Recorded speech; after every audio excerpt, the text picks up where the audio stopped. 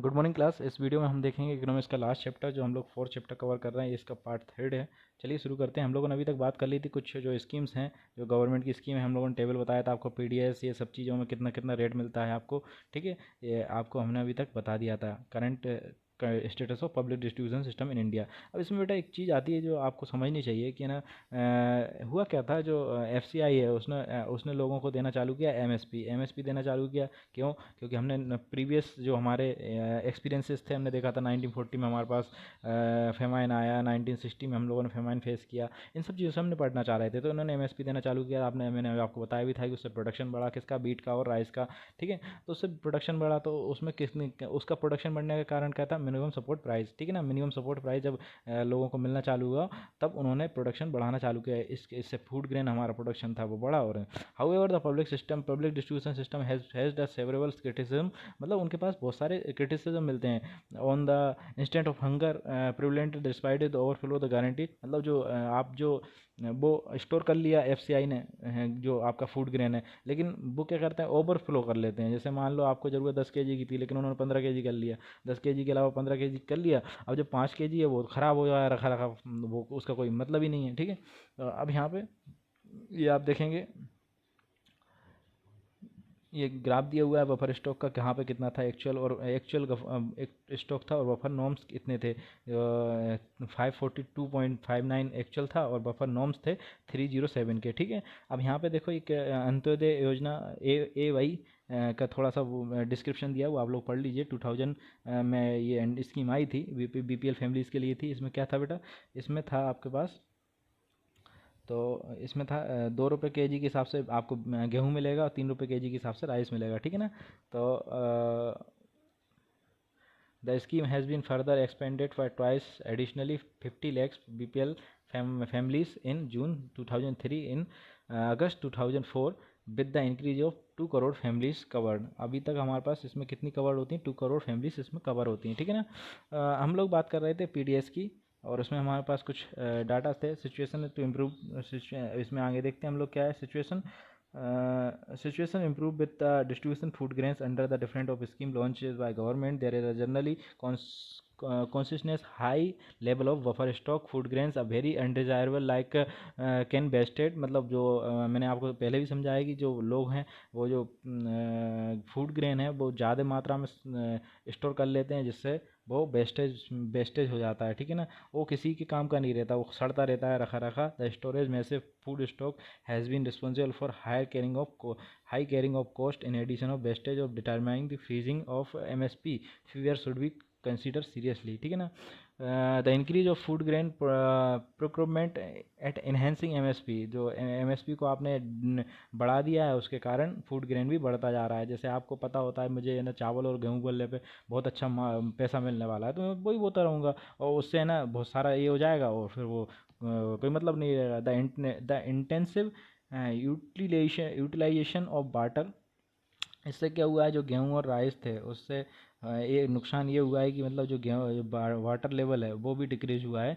ठीक है, treatment the sustainability for agriculture development और भी स्टेट, मतलब इन स्टेट में ज़रूरत है कि इन सब चीज़ों को देखा जाए। जैसे कि आपको हरियाणा, आंध्र प्रदेश, एमपी भी हो गया आपका, इन सब जगह पे गेहूँ इतना ज़्यादा है और राइस इतना ज़्यादा हो जाता है, इनका वाटर लेवल नीचे जा रहा है। ठीक है ना, मिनिमम सपोर्ट प्राइस क्या होता है? The rising of minimum supported price जो गवर्नमेंट के द्वारा दिया जाता है, इसमें लिखा हुआ the rising of minimum support price has been raised, maintenance cost of procuring of procuring of food grain by government, rising the transportation and storage cost for FCI and other contribution factor increases, इससे increase हो जाते हैं। ठीक है, अब PDS declare some found of restoring the malpractice like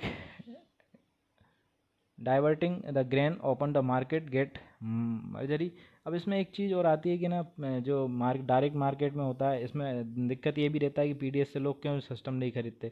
तो PDS में कभी कभी क्या होता है, जो लोग होते हैं, जो वर्कर होते हैं, वो अच्छा जो 2 प्रकार का गेहूँ, 2 प्रकार का फूड ग्रेन आता है, अच्छी क्वालिटी का कम अच्छी क्वालिटी का, तो अच्छी क्वालिटी को डायरेक्ट मार्केट में बेच देते हैं और कम क्वालिटी को लोगों को डिस्ट्रीब्यूट करते हैं। इससे भी एक प्रॉब्लम क्रिएट होती है। ठीक है ना, now the TPDS are 3 different prices.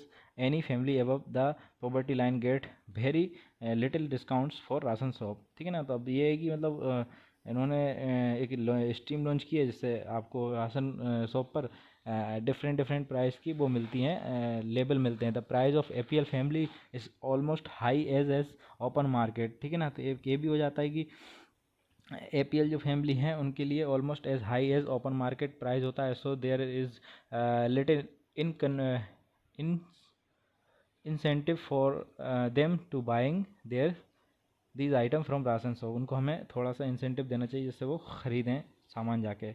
अब रोल ऑफ कोऑपरेटिव सोसाइटी का रोल क्या होता है इन सब चीज़ों में, वो हम समझने की कोशिश करेंगे। हमारा लास्ट टॉपिक है, इसके बाद ये ख़त्म हो जाएगा चैप्टर।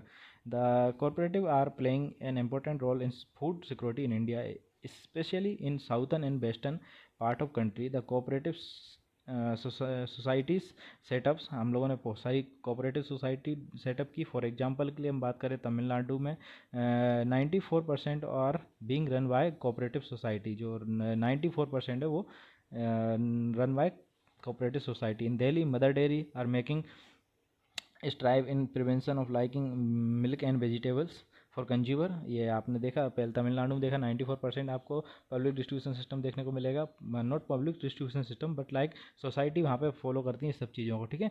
और इन दिल्ली मदर डेयरी सिस्टम है जहाँ से कंट्रोल किया गया था ये सब चीज़ें। अब like decided by government of India. Amul is the another success story of cooperative in milk production in Gujarat. It has been brought about the white revolution country. These are few example of many cooperative running different parts of country.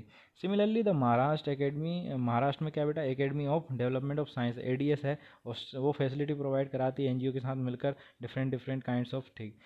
ADS effort set up grain banks facilities replication through the other NGOs to influence and government policy on food security, thus paying rich dividends. The ADS Grain Bank program is acknowledged as successful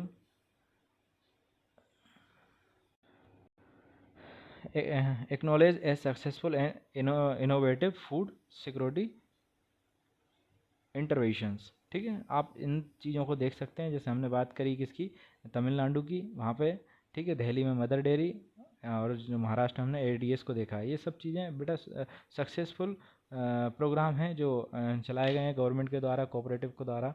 इनसे public distribution system अच्छा हुआ है।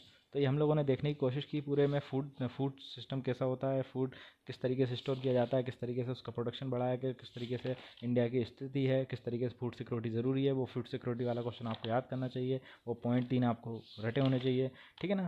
तो मेरे ख्याल से आपको समझ में आया होगा। अभी हम यहीं ख़त्म करते हैं, चैप्टर ख़त्म हो गया है। Thank you.